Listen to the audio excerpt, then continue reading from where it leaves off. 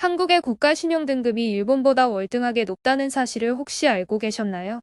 전 세계의 유명한 신용등급 평가사는 대한민국을 일본보다 높게 인정하고 있습니다.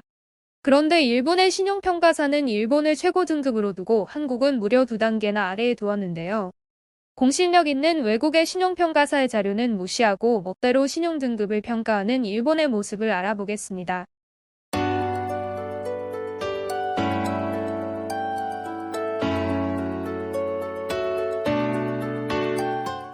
공신력 있는 세계 3대 신용평가사들은 모두 한국을 일본보다 2단계 높은 국가로 평가했습니다.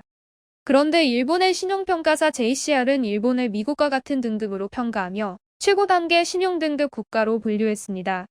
그리고 한국은 일본보다 무려 2단계 낮은 등급으로 평가를 하며 객관성을 잃어버린 모습을 보였습니다. JCR은 일본의 경제 안전성이 미국에 필적하며 산업 구조와 펀더멘탈이 튼튼하다고 평가했습니다. 펀더멘탈이 튼튼하다던 일본의 엔화 가치는 갈수록 나락으로 빠지고 있는 현실이 참 아이러니입니다.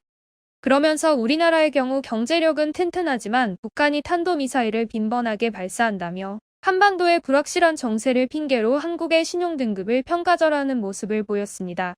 그렇다면 세계 3대 신용평가사들은 과연 어떤 이유로 한국이 일본보다 뛰어난 국가라고 평가했는지 알아보겠습니다. 무디스의 경우 한국을 AA2 등급으로 분류하며 신용 전망을 안정적으로 평가했습니다. 다른 선진국에 비해 국가 채무 비율이 낮고 앞으로도 견고한 경제 성장이 예상된다며 그 이유를 뽑았습니다. 하지만 일본의 경우 향후 성장 동력이 약하다고 평가하며 국가 신용 등급이 한국보다 낮다고 전했습니다. 미국 주식시장의 S&P 지수로 유명한 스탠다드 앤 푸어스의 평가 역시 바로 살펴보겠습니다. S&P 역시 한국을 AA 등급으로 평가하며 견실한 재정 상태와 높은 통화 유연성을 강점으로 꼽았습니다. 더욱이 한국이 다른 고소득 국가에 비해서 더 높은 경제 성장률이 기대된다며 긍정적으로 평가했는데요. 한반도의 지정학적 위험은 한국의 높은 경제 수준을 해칠 정도까지 상승하지 않을 것으로 전망했습니다. 반면에 일본의 경우 탄탄한 경제와 세계 시장에서 대외 입지는 인정하지만 공공재정의 빈약함을 지적했습니다. 더불어 코로나 대처 능력의 부족을 보여주며 시스템적인 문제와 지속적인 인플레이션을 약점으로 꼽았습니다. 마지막으로 피치의 평가 역시 한국의 신용등급을 AA- 등급으로 평가하며 뛰어난 국가라고 평가하고 있습니다. 한국의 산업이 견고하기 때문에 수출은 지속적으로 증가하고 있고 앞으로도 기대가 된다고 밝혔습니다.